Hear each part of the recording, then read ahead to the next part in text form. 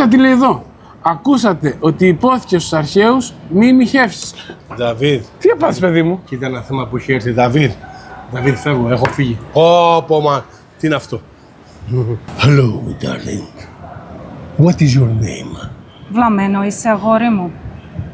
Θα τα πούμε σε λίγο. Ονειρέψου. Μα τι μωρό είναι αυτό, ρε φίλε. Πραγματικά. Καλά, βλαμμένος είπε.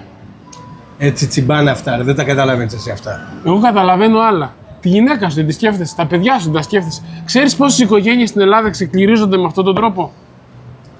Τι να σου πω, έχεις πάλι δίκιο.